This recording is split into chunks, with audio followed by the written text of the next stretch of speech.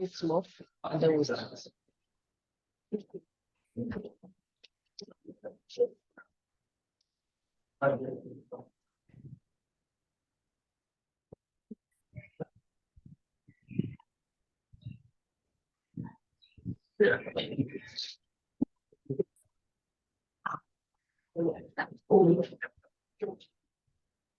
Okay, so let's start. Good afternoon, ladies and gentlemen. I want to welcome you all to this session. This is another Author Meet Reader session. And we have the author online, Dr. Peter Oderinde. And we also have your sound here is echoing, so I have to.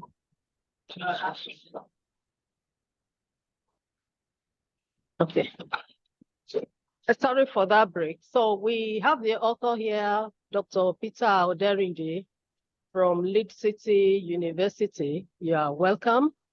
We also have 3 of the respondents. They are also here. I would ask you to introduce yourself in due course, although I can see faces that I know very well. I can see Dr. Vicky Brennan, Dr. Abimbola Adelakun. Congratulations on your book too that we launched yesterday. Congratulations. And for other people in the room, I welcome you all. Dr. Oluwaseun Afolabi is also here with us. Before I ask the panelists to introduce themselves, I want to especially congratulate Dr. Oderinde for this wonderful book.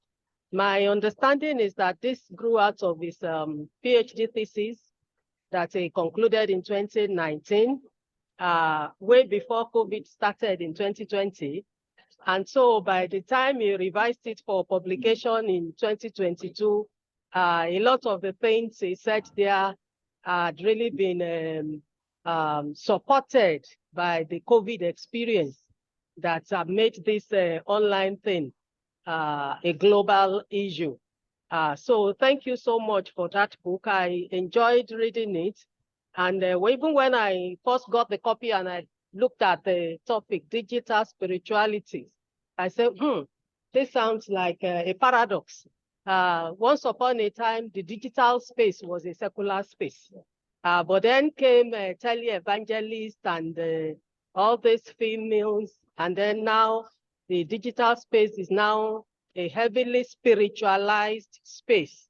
And it has taken the pains to explain all of this to us. So I won't take much time by giving so much comments at the beginning, but I would like each of the panelists here to introduce themselves, tell us where you're from, what you do, and your interest in this panel. So I will start with Dr. Vicky Brennan.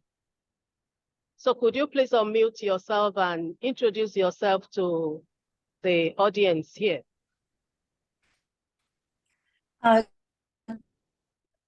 Good afternoon and lighting to those of us in the United States. I'm Dr. Vicky Brennan. I'm a associate professor of religion at the University of Vermont. And I'm the author of the book Singing Yoruba Christianity, which is about music and performance in cherubim and seraphim churches in the Ionia Church in Lagos specifically. I'm also finishing my second book about the Yoruba gospel music industry, looking at media, technology, and celebrity, and hopefully that will be done soon.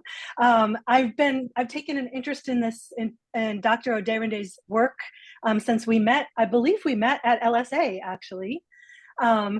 And because one of the wonderful things about this conference, the best conference ever, and I'm really excited to see the work being published and to be part of the conversation today. So thank you. Thank you very much. Dr. Abimbola Adelakun. Good morning, and thank you very much, Professor Adeboye. It's good to see you again. My name is Abimbola Adelakun. I teach in the University of Texas. I was saying in the African and African Diaspora Studies. I I like Peter, I have interest in Pentecostalism and digital technologies, largely because I live my life online, and also because that's where a lot of our faith expression happens. And so, yes, I am today because I'm Peter's friend. And we met in Switzerland in 2020, shortly before the pandemic, where he was talking about aspect of this work. And it's great to see what he has made of it, how far he has come. And I similar interest, but very importantly, it's also the fact that I have seen this work while it was still in production, and now that it's final, and I can see a lot of changes that have come, and congratulations. I'm really proud of what you've done, Peter. Thank you.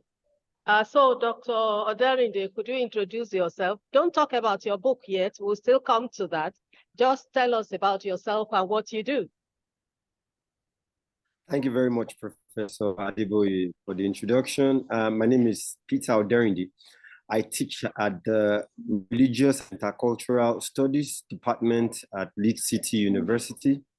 And yeah, well, that's a brief introduction. That's what I can say. I think I'm familiar with all the panelists. I finished my PhD in the University of Basel in 2019, and I moved back to Nigeria. Contrary to what people have been doing, instead of going out of the country, I returned into the country. So it's been an interesting journey so far, and I'm grateful for Leeds City University for allowing me to be able to teach at the university at the moment. So that's what I'm doing. Okay, thank you very much. And then in the room here with us, we have Dr. Oluwaseun Afolabi. So please, could you introduce yourself? Okay, Oluwaseun Afolabi. I'm head of Department of Religious and Cultural Studies in Leeds City University. And my area of interest is church history, church conflict, and peace studies. I think that's Okay, thank you very much. So we will go straight to the comments. We're still expecting 2 more panelists. We have a Chibueze Udeani and then Dr. Andrea Huser from University of Basel. They may still join us online anytime from now, but we will go ahead with the people that are here. So each one has 12 minutes. Let's start with 12 minutes. You make your comment in 12 minutes, and then we move on to the next person. So we'll go in the order in which you introduced yourself. So we'll start with Dr. Brennan, 12 minutes. Okay, sure. I'll go first. So yeah, I want to just repeat again to thank the LEGO Studies Association for organizing the conference and making it possible for me to participate from my office here in Vermont. I want to thank the author for sharing his research with us and the book and the contributions the book makes to research on religion and media and the internet. And I want to thank the other panelists. I want to start by apologizing for both the brevity and informality of my comments today. I'm probably not going to take 12 minutes. I've had some recent health challenges and my recovery took a bit longer than I expected. So I'm going to offer my reflections and comments based on reading the book and ask some questions. I didn't really write any sort of formal review. So with that said, I want to commend the author. The book contains a set of really rich research materials that looks at what happens when Pentecostals, especially Nigerian Pentecostals, move online. And it explores what the author identifies and defines as online lived Pentecostalism as it takes place through a variety of institutions, both large megachurch institutions as well as smaller congregations. How do these groups manage the move online? What motivates them to do so? How do practitioners maintain their continuity with live worship or other community-related practices that might ideally take place in a face-to-face setting that have moved online, such as Bible study, choir practice? That the chapter on the choir practice is very fascinating. The kinds of counseling that happens, and so on. A great deal of the text emphasizes the networks and infrastructures that enable these kinds of connections. These are the software platforms, the media technologies, as well as the material constraints of networks and access, and how all of these limit and enable religious participation online. The author describes the affordances of certain platforms that allow for fluidity of participation, that some allow for synchronous participation, such as what we're doing right now. Some are asynchronous, and how those shape forms of worship and piety amongst members of the community. And in doing so, the author speaks to the possibility of how as prayers, money, and religious forms of belonging are shared within a deterritorialized community. The analysis also delves a bit into a variety of theories to help make sense of these formations, looking at how these networks and infrastructures constitute an assemblage, and which he figures as an organic, rhizomatic, decentralized formation, one that uses a variety of media, ideo, and finance scapes to be effective. The author is to be commended. It's very difficult to do research that is spread out across time in virtual space, such as this. I mean, this is beyond multi-sided. This is multidimensional in every way. And as such, it's difficult to know how far to extend oneself and when to limit the boundaries of such a study. But I feel like the author should be congratulated for outlining or undertaking this research in the first place, and then creating sort of boundaries of participation in the study that sheds light on certain dimensions of these practices, is sort of online lived Pentecostalism. So I have 4 questions I want to ask. These are things I would like to know a little bit more about aspects of the research. Okay, I'll just go through them. So the first thing I'd like to know is it would be good to know a bit more sociologically about the people who are using these technologies for spiritual, entrepreneurial, social, or other purposes. A little bit more background on the Nigerian immigrant community in Switzerland would help. Who are they? How many are there? And I know the issue of counting congregants is a very touchy subject in Pentecostal congregations, but is there an estimate? What's their background? Why did they leave Nigeria? Why did they go to Switzerland? What do they do there? This would go a long way to helping to understand the role that these technologies play in their lives, and the perceived need for them, for some of them to participate in these circles. You tell us a bit about the way that Swiss or Nigerian Swiss congregations on the ground in Switzerland are shaping these online communities, but it'd be good to know a little bit more about the sociological extent of these congregations. Following on that, I'd like to know a bit more about why other participants use one platform or another. You talked about your experiences on these platforms, but it would be nice to know what draws people to one platform or over another. Do they use multiple? I suspect yes. As someone who has multiple WhatsApp church groups in my WhatsApp, I'm suspecting there's lots and lots of different communities one participates in. Do they do so because they're linked to a church leader and a sort of charismatic force? Or is it because of obligations to members of their community at home? Or is it because of their obligations to members of their community in Switzerland? Do they join because a local pastor on the ground in Switzerland encourages them to give? practice features of the platform themselves. Like, is it actually easier for some people to send money via the sort of I can't remember the name of the network, but the one that's first thing, Western Union or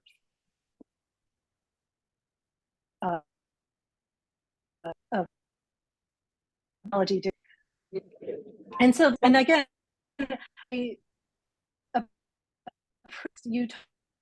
your experience forms and good to know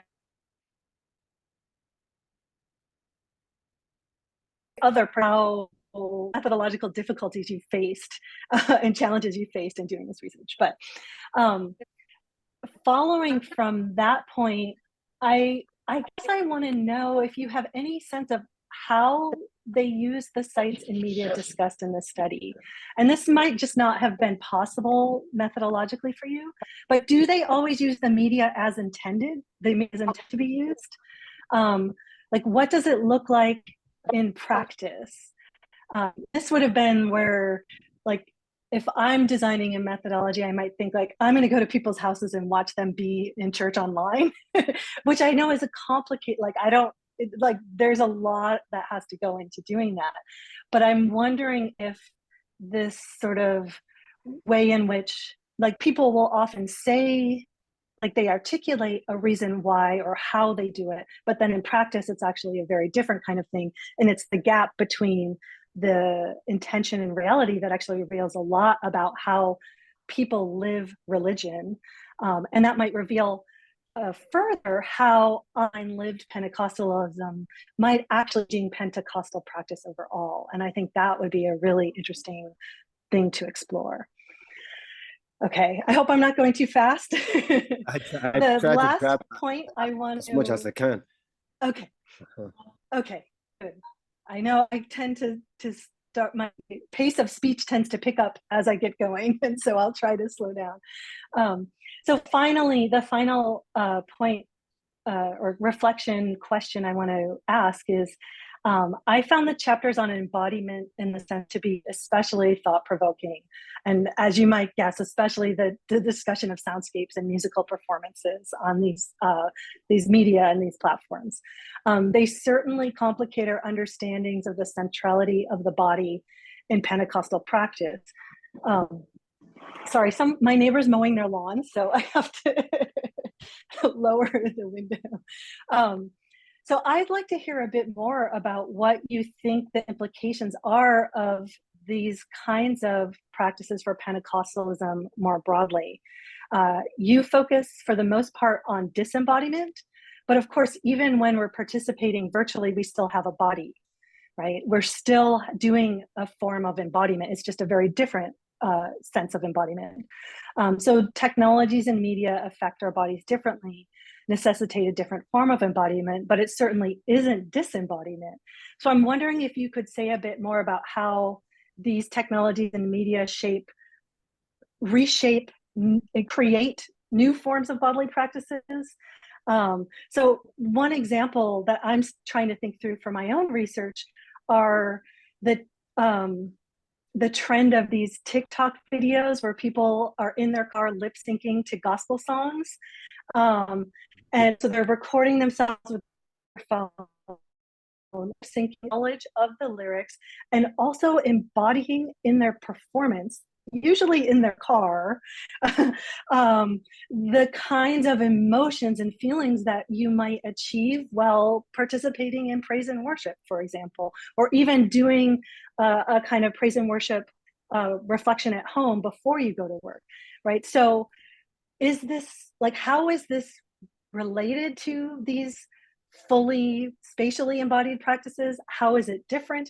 And what do participants say about why they're doing it or not doing it? And I think there's probably very different kinds of, like, what does it mean to be at choir practice on your device when your children might be in the next room calling for you to come and find the food for them that they want, or there's a lawnmower outside your window while you're trying to hit the pitch or something like that. So I think I'd like to you to expand the discussion of embodiment a bit more. Right. So that, I think I'm going to stop there. I look forward to hearing the rest of the comments and the conversation. Thank you very much. Thank you, Thank you, Dr. Brennan, for keeping to time. So we'll now move to Dr. Abimbola Adelakun. You have 12 minutes to make your comments. Thank you, Professor Adeboye. I actually practiced for 10 minutes. I disciplined myself to 10 minutes. Now you've given me 12. So I have to think of what to do with the remaining 2. Okay. So first, congratulations, Peter. I have to read mine so that I can stay on topic because I admire you, Vicky. I would be all over the place if I have to work without a prepared paper. So I know that this book, Digital Spiritualities, Social Media and Nigerian Pentecostal Churches in Switzerland, is a work of research that analyzes the phenomenon of migrant churches by exploring the role of internet technology in their community-making practices. The author, Peter Oderinde, describes the emerging formation from the conglomerations of the churches through the framework of digital spiritualities. From the book, we can surmise that digital spirituality is the diverse means through which internet technology, especially social media networks, shapes Pentecostal faith and community in the 21st century, while crucially revising notions of religion, religious mediation, and religious authority. Digital spirituality explores faith practices and subjective interrelations as eventuated by digital culture and technology, not merely as a version of physical churches, but as its own intricate web of relationships with the supernatural and the humans that comprise its network. From Oderinde's analysis, the online body of Christ is the body of Christ online. Both are the same, but it also shows their qualitative differences. Oderinde raises interesting perspectives on research on religion, digital ethnography, and the privilege of access into communities where people's participation is more virtual than physical. It looks at churches of various shapes and sizes, such as Glorious Vessels International, Rema Faith Embassy International, Adonai Worship Center, Believers Love World, Omega Fire Ministries, and Deep Life Bible Church. Churches widely define their doctrines and approach to faith, but come together under the broad rubric of Pentecostalism. Notably, there are communities of Nigerians exiled into the Switzerland diaspora. Oderinde strings these diverse assemblies as they converge in their worship through digital means. He describes the various kinds of sociocultural and socioeconomic initiatives that bind this community of humans and non-humans together, their modes of collective improvement and joisance as they are tied to the right of spirituality. And when I say that, talking about non-humans, I'm not talking about just the supernatural because they are Christians, but even the technological, the machines, the wires that connect them as part of the web, that brings them together. The factors that account for this community of outreach it captures throughout the book can be broken down into 3. 1 is technology, 2 is piety, and 3 is market forces. Also, it tackles several subjects simultaneously: devotion, discourse, and disciplinary techniques. It presents the intertwining of all these factors through detailed analysis of the religious groups and their fellowships in the digital sphere. We are introduced to a community of diaspora-based Pentecostals who, away from home in Nigeria, make a home within the virtual sphere as afforded them by internet technology. The various Pentecostal churches and studies express practices that reconstitute as much as affirm the idea of church and what it means in the 21st century. It's not unsurprising that a community extending this notion of church, and which Oderinde aptly identifies as the charismatic group of Pentecostals. Some studies have already demonstrated why Pentecostals are usually the ones at the forefront of innovation and savvy uses of media technology. One of the reasons, of course, has to do with the ability to work with the contradictions of capitalism and secularism and turn religion into a flourishing enterprise. Digital spirituality is a significant contribution to studies of global Christianity, partly due to its subject matter and partly due to its approach. Let me quickly acknowledge that this is not the first time a researcher will take on an analysis of Nigerian churches in Europe. 2 scholars, Babatunde Adedibu and Annalise Sabutichi, are the ones who quickly come to mind.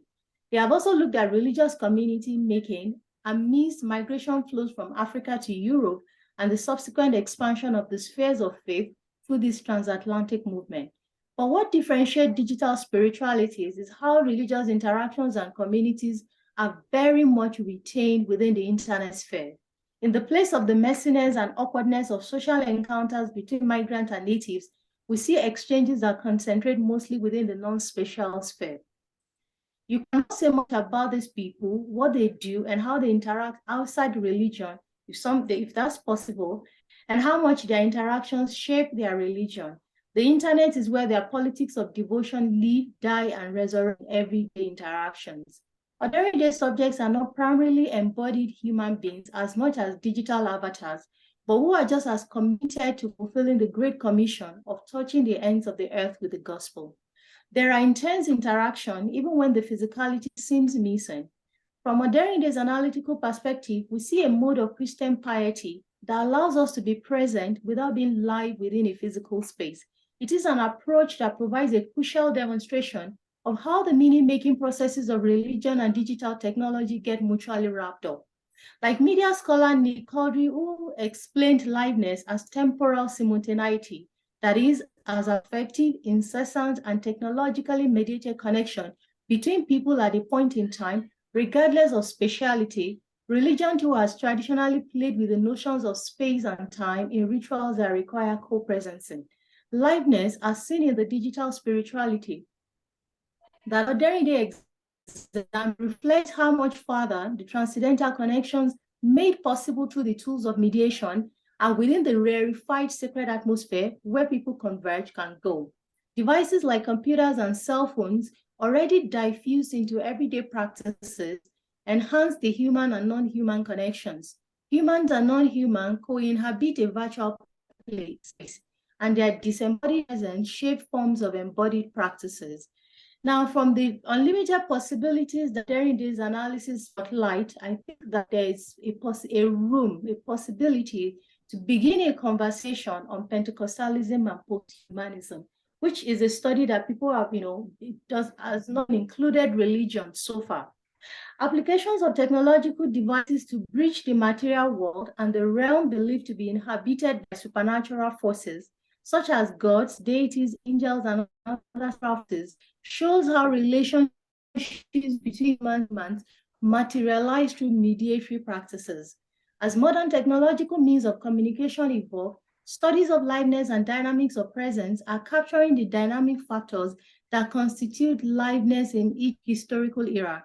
Media studies reckoning with the expansiveness of the technological means to generate liveness, whether as physical presence or the ability to make spontaneous connections, have looked beyond the primacy of the media technology itself to the innate human longing for sociality and transcendence, as well as the sociopolitical forces that turn that desire into a social technology.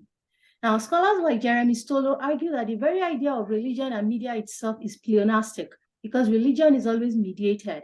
Its practices unfold through a medium that transmits the sacred to practitioners to experience divine presence, or routes that allow supernatural beings manifest themselves to humans. And then there is the anthropologist Berger, who also argues that mediatory practices make religion sensible and sensational in the sense that they allow apprehension, a process of multi-sensory integration and discernment that make religion both ultimately perceptible and spectacular. But Derrida's work provides further interesting insight into the expansiveness of the potentials of the churches as a network through social media technologies. It shows how the connections of humans who come together to make church connection with the God becomes realizable through human sociality. And the significance of the topic it tackles for the future of global Christianity and the formation of new religious caves that is at once virtual and non-virtual, and is providing limitless opportunities for networking. Now raises some questions. One, his analysis of the socioeconomic initiative that ties some of these communities together shows the place of capitalist enterprise in the making of religious communities. But the question for me is whether the people within the nexus of relationships reflect, even consider at all, the immediate and larger global capitalist infrastructures that make their community. In other words, to what degree are they aware of the structures of market and technology that binds them, and how does it impact their expressions of spirituality and power? And the reason I also ask this question is because we know that, as is the early stages of Pentecostalism, some of these ideas of overworldliness, exposure to the world, was one of the things that defined their spirituality. But as they, imbricate with all of these new technologies, to what degree are they carrying their awareness along, in their evolution? And two, this is a methodological question, and I'm really interested in knowing what your process has been. What has it been to carry out research in many places at the same time and maintain focus and coherence all through? Because you're actually straight along many assemblies, and it's interesting to be able to spread yourself out across so multiple spheres and still be able to tie a lot of different issues together. And so I want to hear more about your process. And three, much of the social interactions in the online spaces carry an implication of egalitarianism. And that is unsurprising, since people relate to one another as disembodied digital figures. How do these participants in virtual spaces negotiate the interpolating realities of identity politics of race, especially since they are in a new location? Ethnicity, nationality, sexuality, and class factors that circumscribe the communities made by physical churches. Where is the messiness of human relationship that means that a community is actually communing? As much as digital spiritualities provoke interest in the spirituality of online relations, it's also a sociological study into the dynamics of human sociality outside the terrestrial sphere. And so beyond the pieties, how do we understand the profane issues that condition the imaginations of the church community in these imagined communities? Thank you. Very much. 11 minutes, 41 seconds. So you almost exhausted the 12 minutes. Thank you, Dr. Adelakun. Thank you so much for keeping to time. So we now move to the third discussant, Dr. Oluwaseun Afolabi. So your own 12 minutes start now. Well, I will not use almost 12 minutes anyway, because most of what I want to say, Dr. Adelakun said it, so, but I just need to mention some points. So concerning the title, well, I found that the major theme of this research centers on migrant and despotic churches in Switzerland and the spread of online African Pentecostal Christianity, and about the fact that the author expatiated on online lived Pentecostalism, and then about the issue of 4 various concepts of scapes that the author employed: the mediascapes, ideoscape, technoscapes, and financescapes. And the central focus of the book is the way in which the local assemblage tap into this global flow. And then you try to distribute between the mega churches and non-mega churches. And then I found that part of the strategy employed for selecting churches for this study was to appropriate social media or internet presence as a method of gauging the activities of Nigerian Pentecostal churches, and use deductive and inductive methods, snowball technique, discourse analysis, assemblage theory. And then I love your idea about the concept of spiritual remittance in page 129. Also, you're able to expatiate on the commercialization of religion or spirituality, most especially the aspect of exchanging financial gains for spiritual blessings.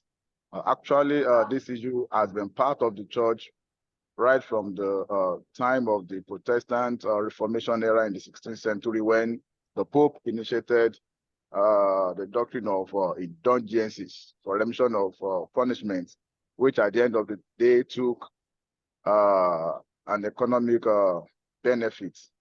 Also, the aspect of partners being created for every individual youth during the school session also explained the concept of religious economy going on in the church. Then I noticed also the aspect of spiritual elitism in the Believers Love Word online lived Pentecostalism, in which you must know how to use a smart devices. But I was trying to ask that, is it everybody in the church are able to use smart devices? But, well, I don't know. Then I want to know how you are able to maybe translate from the languages spoken in Switzerland to English. Do you employ a research assistant, or you already learned the language? Then let me go to the third issue about some typographical issues and maybe errors anyway.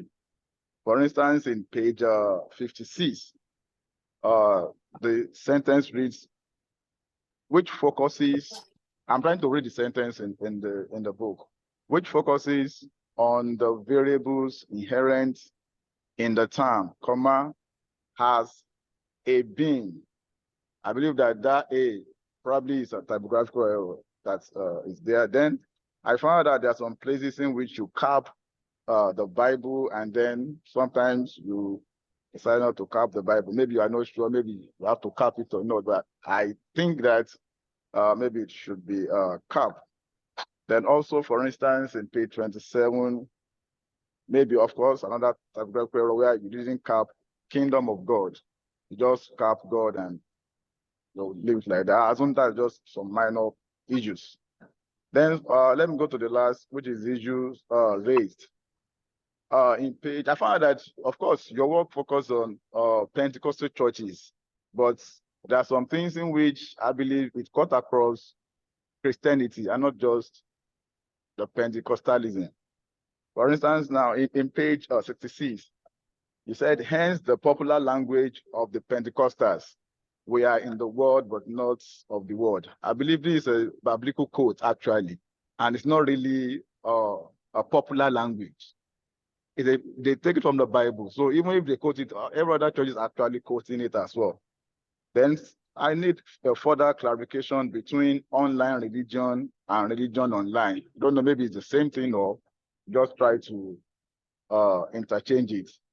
Then I want to know what's the difference between internet body of Christ and online body of Christ. Are they the same or are they different? Then in what ways the churches selected take into consideration those that are not internet compliance? Then in page 107, second paragraph, you said, for Nigerian Pentecostals, Psalm 23 also known as the Lord's Prayer. Psalm 23 is not the Lord's Prayer. We know that it's Matthew 6, 9 to 13 is the Lord's Prayer. So I don't know when Psalm 23 have turned to Lord's Prayer, but maybe it's a popular balance among Nigerian Pentecostals. But I'm a Christian, at least I know what is the Lord's Prayer is, but maybe that's the way they use it in Switzerland anyway. And then in page 130, you said fasting is one of the most important aspects of Pentecostal doctrine. I think fasting is one of the important rituals in Christianity, not just a particular typology of church.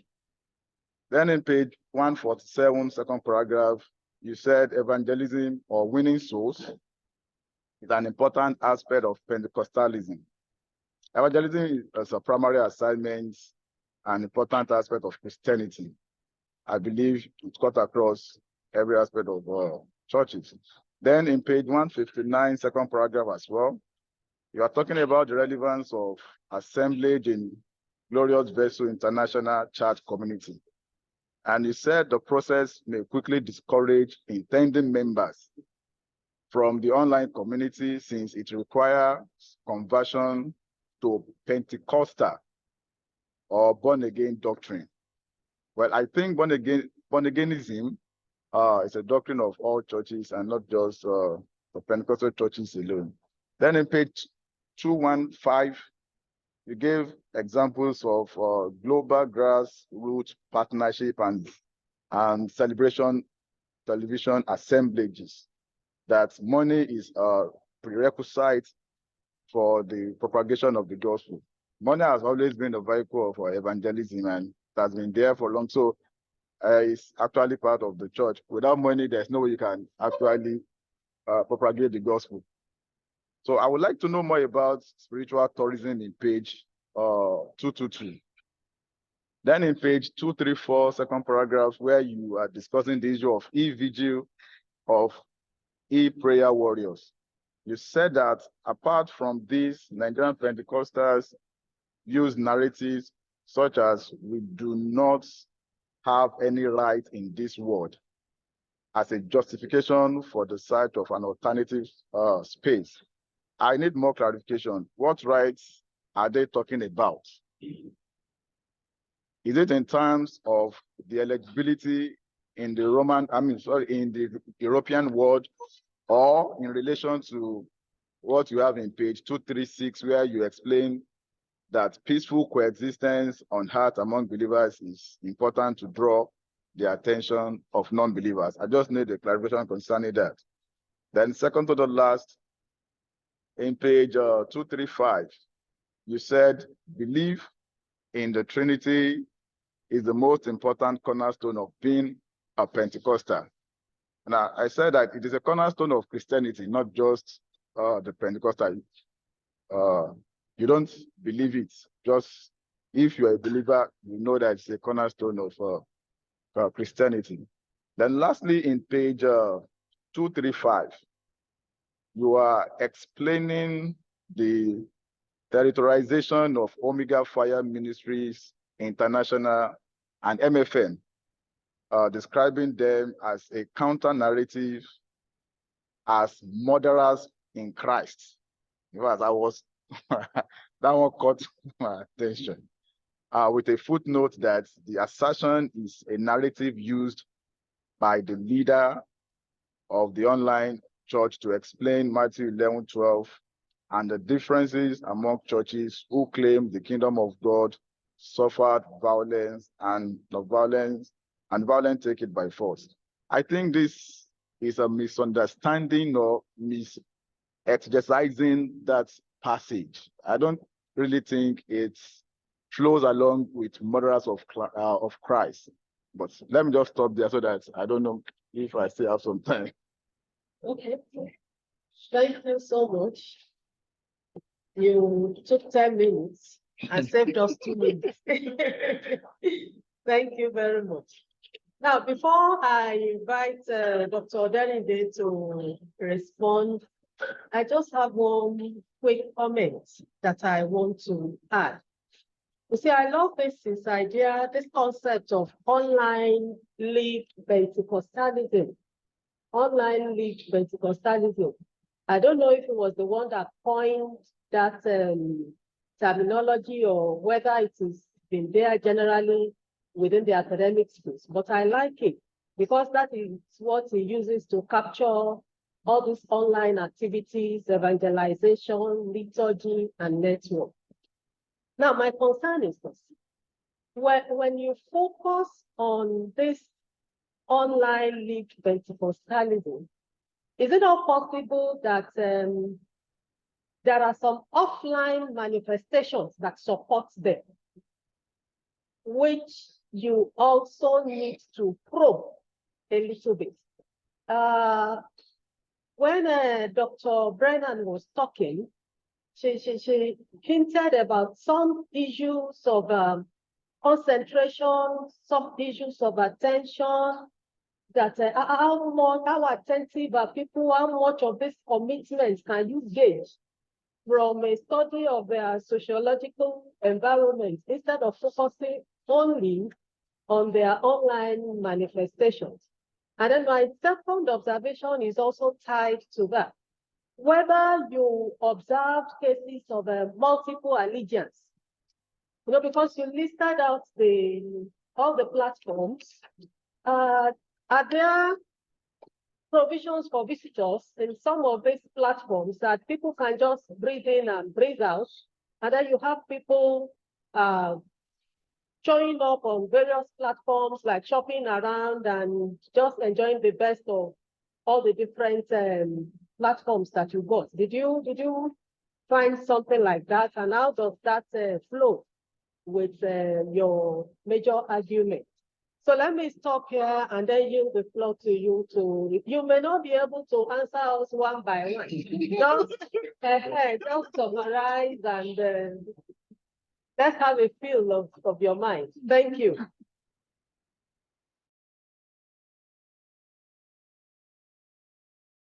You are muted. Still muted, Peter. Okay. Oh, okay. First of all, I want to thank all the panelists, including the chair, for your contribution of this book. In fact, I'm so overwhelmed by your comments, and I'm not even sure if I can respond to everything, but I think some of your concerns also overlap. So I would start with Professor Adeboye's concerns. Well, first of all, the online lived Pentecostalism I coined the term during my research, so it's credited to me. And then I use myself a lot as a case study, because I noticed that some of these online members have multiple allegiances, in the sense that they also have different online groups or online churches that they do participate in. So what they do is to try to mute themselves in one of the groups and be active in another, or what I describe as being lurking around in the online space, whereby you're online, but you don't necessarily make comments or talk. So I discovered that some of these church members have different online church that they do visit. So that's one. And I think the offline lived reality also supports the online version, because it is what they do in the offline version that they put online. Some of the things that they do offline, then they try to talk about it online. But the difference is that when they are in the online space, they are more vocal, they are more open to discuss about things that are bothering them, rather than talking to people in the church.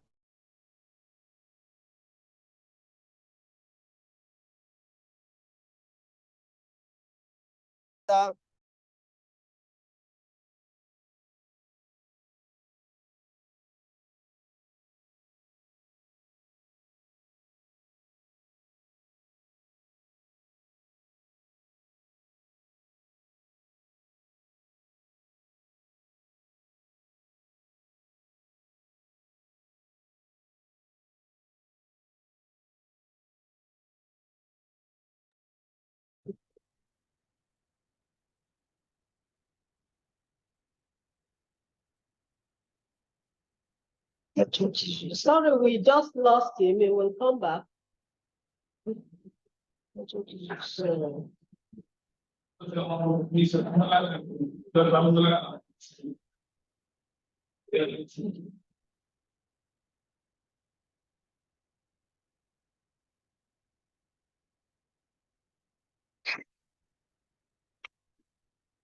was bad. It's the celebrant. It has to be here. We have to wait for him. Sorry about the technology. I'm back. Can you hear me? Yes, we can hear you. Well, let me start from behind, from Dr. Afolabi's. I'm just going to go over all the questions, Vicky. Well, you asked that people using these technologies, whether they are, how far are they embedded within the local community? Who are they? What is their background? I think this sort of ties to the question of reverse mission a little bit. I think when I first started out, I started with reverse mission because I was looking at whether these churches are actually making inroads in the offline settings, whether they are actually building churches, whether they are actually expanding. But Switzerland is quite different because you hardly see any migrant church around. So before you could see any of these churches, it will take a lot of effort. Before some of them are obscure, they are in little corners, they are not allowed to pray aloud, they are not allowed to use music, play music aloud. So most of them focus on the online aspect. So this community is mainly Nigerian, although you have sprinkling of European, maybe due to association of marriage or other means. But then find little Europeans, maybe Italians or French, or maybe one or two Swiss who is married to a Nigerian. So the population is largely African, I would say, and we have a little bit of sprinkling of Europeans and maybe a few Swiss people are also in the congregation. So you were also asking whether they also participate in multiple platforms. I think I've also addressed that. And then you asked if they have an obligation to pastors in Nigeria, whether they are being influenced from Nigeria. Well, that was why I have these two typologies, the mega church and the non-mega churches. The non-mega churches are churches that actually started in Switzerland with no real affiliation to churches, or they've cut their ties with their churches in Nigeria, rather. But the mega churches are churches that started from Nigeria and then they expanded into different parts of the world. So the mega churches are rather being influenced, they are under the authority of the main pastor who resides in Nigeria. So that's the difference between the mega and the non-mega churches. So, and you were asking if it's easier to send money online. Well, for King's Pay, this is especially used by members of the Believers Love World, otherwise known as Christ Embassy. So the church members are quite familiar with this, not necessarily the immigrant community per se. But of course, the immigrants have better incentives when they send money, when they use this application to send money. I myself didn't try to send money through this means because you need to go through different channels in order to avoid e-fraud. So I got to a particular threshold and then I stopped. But of course, there are incentives for African nationals who wants to send money, and it's a little bit more, the tariff is a little bit higher for Africans. So that's the difference. So I would assume it's more easier for Africans to send money via King's Pay. And you also talked about some of the methodological challenges that I faced. Well, first, I think I would start from my person. Well, I used to be a Pentecostal, I'll put it that way. I'm someone that you will get backslider. So for these churches, they also need my membership. So it's a give or take thing. I was trying to get some information from them. They are also trying to pull me back into the church. So some of also the challenges that I faced was some of the long hours of service, because I needed to travel sometimes from Basel to either Biel or Zurich. So I would stay long hours while the church was going on. And then particularly online, I tried to do group discussion or focused group discussions. I scheduled an interview with a particular church, but then something happened online. Someone mistakenly posted an obscene sex video on that platform. So the platform was shut down, and hence I couldn't have this focus group discussion with these people. So these are some of the challenges that I faced during my field work. I'm not sure I got Abimbola's comments properly because I had some technological glitch during the time. Then I think, firstly, the internet, when it first started, or when the Pentecostals started using the internet, they regarded it as not as a sacred space. I'll put it that way. They consider it as a space that has too many profanity. So they were cautious of using the internet to start with.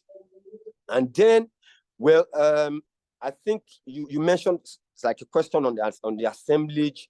Well, I have this pyramid where I show that, well, the IT, the mega companies that run IT, such as Google, YouTube, are at the top of the pyramid. And then the Pentecostal churches are somewhere in the middle, while the adherents are at the bottom.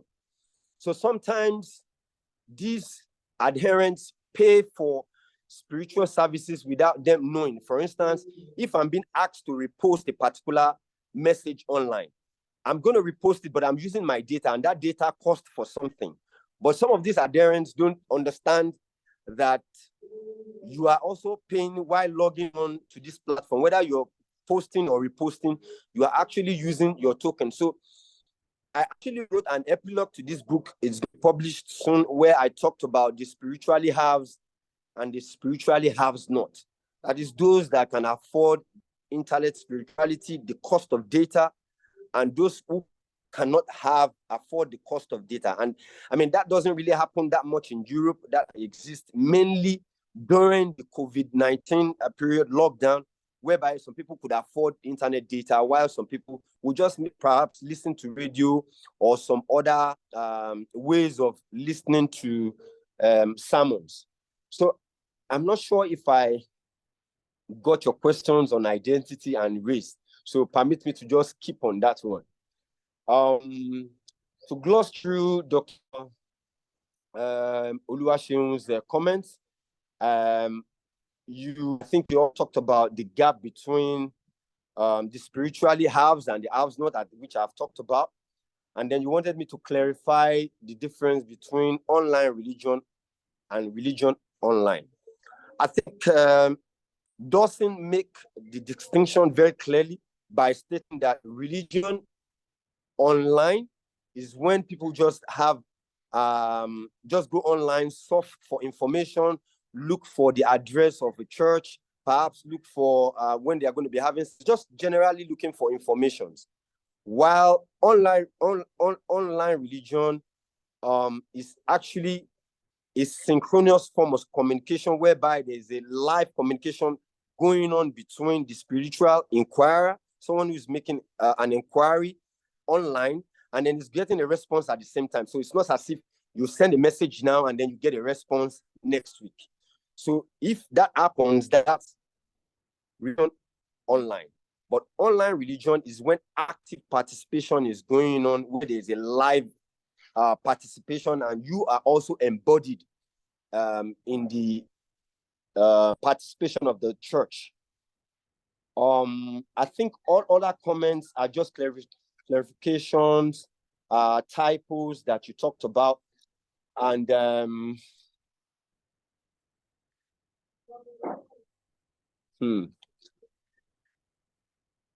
yeah, well, I think so far this is what I have here. I don't know if you have, like, if you can remember any of the questions, maybe you can direct them to me and then I'll answer. But so far, this is what I have on my paper. And yeah. So, thank you very much. Do we have additional questions for him? People in the hall, will you have any? There's one of the Q&A. Okay. So, please. So the first question from Dr. is, how are you continue to argue for the mission or the missionization? Missionization, when the African churches in diaspora are hosting the African, how are they evangelizing their okay.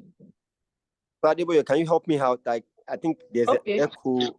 Okay, let me read the question again. It says, how do we continue to argue for reverse mission or remissionization when the African churches in diaspora are mostly made of Africans? How are they evangelizing the European communities?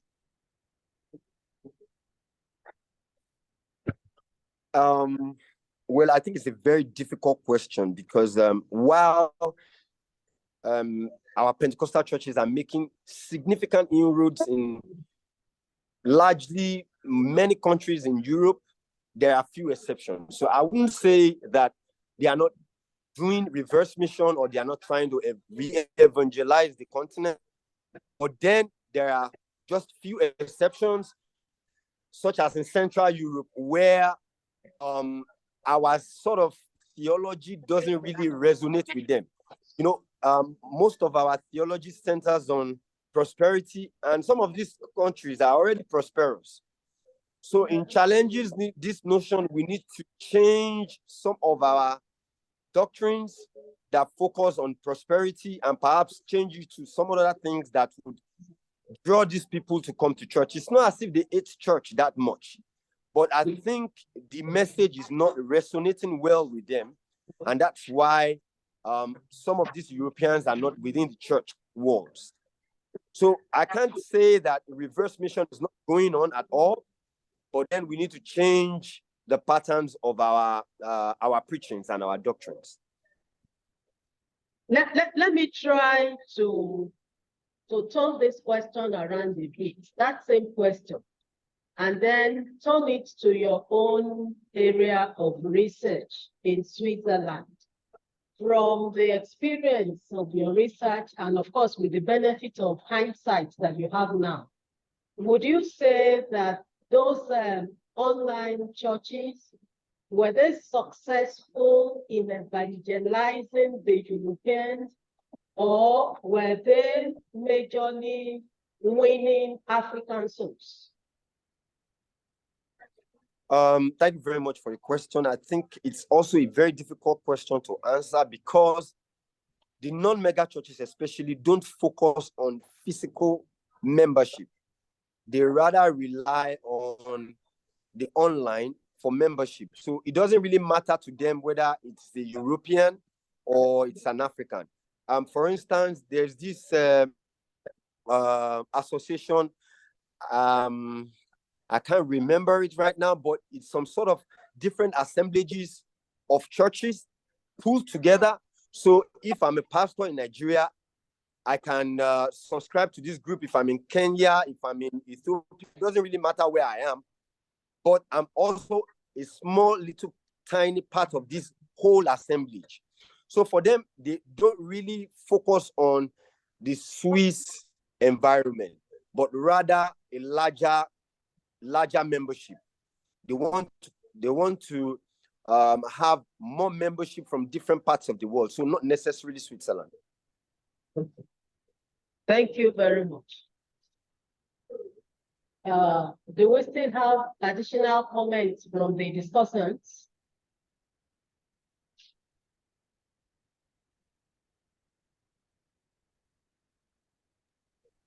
Yeah, Well, let me I just. guess. Oh, Okay, we both, maybe we both. Dr. Brennan first, and then we'll come to Dr. Adelaku. Okay.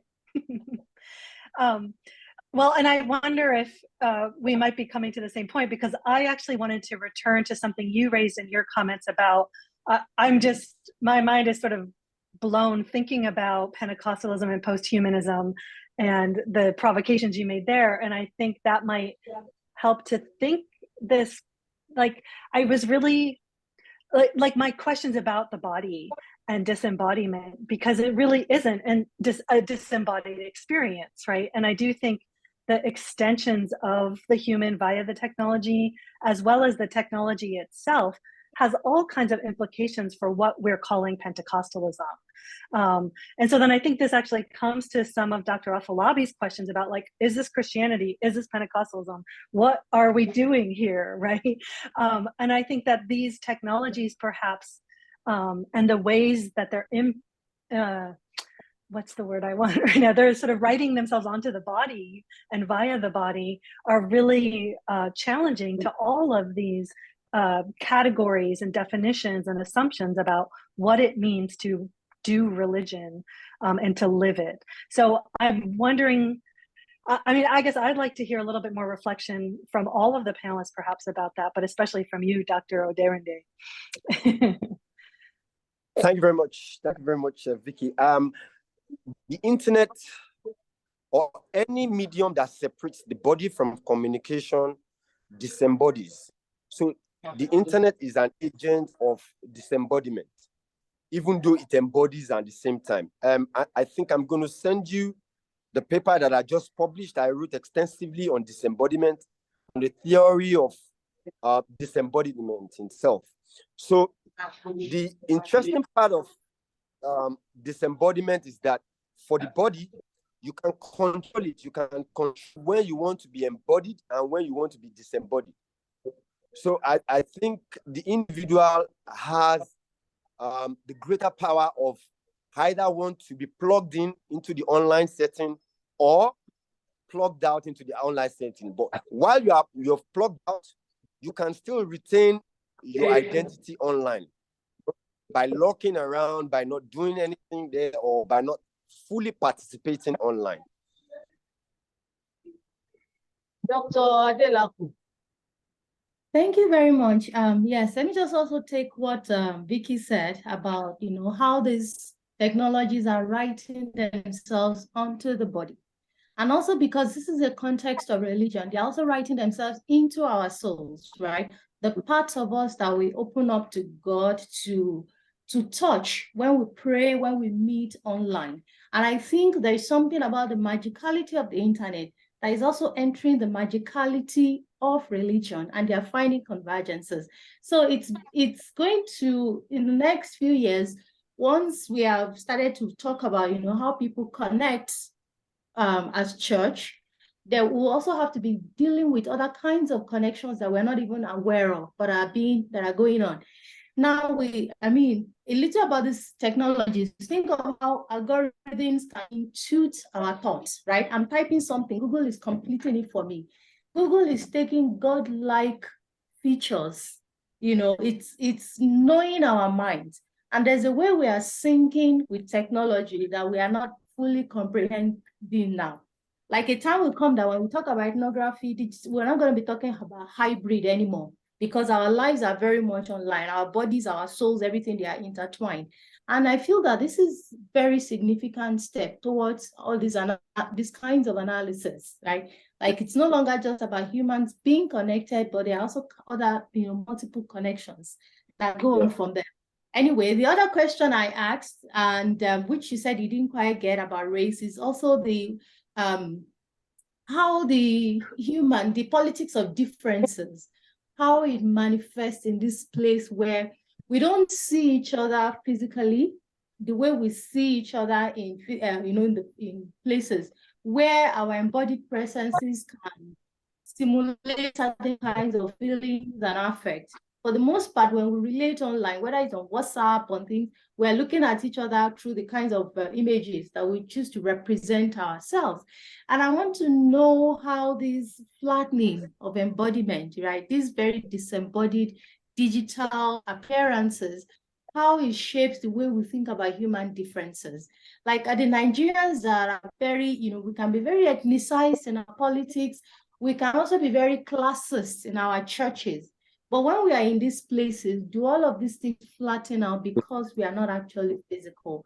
Or there are other ways they are reproduced? That was the question about race, about identity and class, And then the other one I asked about the media, and, is that when Christians, not just Christians, humans, when we encounter new technology, there is usually the phase of, oh, this is evil, this is demonic, and then we gradually subsume ourselves into it. And that's why the churches that started with don't go near television is the devil's box are also the ones using it today. They've demystified the medium and now they can enter into it. But in this place, it was there like a phase where people's moving into these places. Was there ever a phase where they had that moment of let's whatever forces that are in this place, let's suppress them, or they just move into it? It's just like that, like was there ever a time they think that this is of the world, this is overworldly, or they've already conquered all of that, right? The global capitalism and global technology that brought us together has already done its work, that there was no more of that reflection. That was a question too. So thank you. Thank you very much. I think I'll start with the last one. Well, I gave the example of this online space that was desecrated. I and all of a sudden it stopped. Because when I started the research, I think the online religion thing or the internet religion thing is still at its infancy. So some of these pastors were just appropriating it. They all didn't know how to use it per se, they have like some sort of control mechanisms or compliance for members who go astray. For instance, when this person posted an obscene video, it was cast out of the group. So yeah, there are compliances and there are ways of control.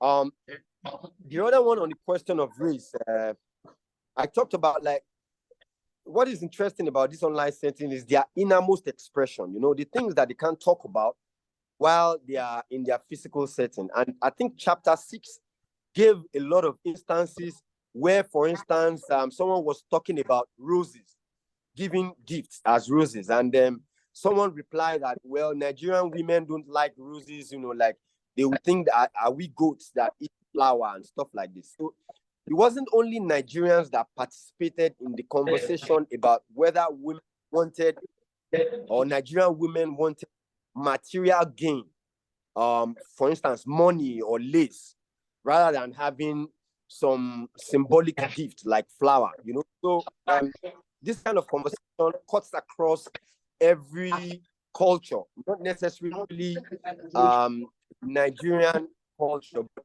of course cut across, and everybody would participate in such debate. Thank you very much. I think we should begin to draw the curtain on our discussion. I want to appreciate all the discussants, Dr. Brennan, Dr. Adelapo, Dr. Afolabi. Thank you so much for your very insightful comments. Thank you. I want to thank the author too, Dr. Peter Oderinde, for giving us something to chew. If you hadn't written the book, we wouldn't have had so much to say about it. So thank you so much for the book, and I'm advertising it for you. All the members of the audience here, we will encourage them to get their copies too, and we'll continue to advertise it. So thank you so much for this wonderful work that you have done. It's about online lived Pentecostalism. It's a marriage of the secular and the sacred, and some of the things that Pentecostals have been so suspicious about. Now we have embraced the technology, and we are using it to evangelize, to pray, and to have all types of religious experiences. So thank you so much for the work you have done. I appreciate all you, I appreciate everybody. My name is Olufunke Adeboye from the Department of History and Strategic Studies, University of Lagos. I'm also the Dean of that. So thank you so much. So we draw the curtain on. Thank you. Congratulations, Peter. Well done. Yes. Thanks to everybody. This was a wonderful discussion. Yes. Thank you.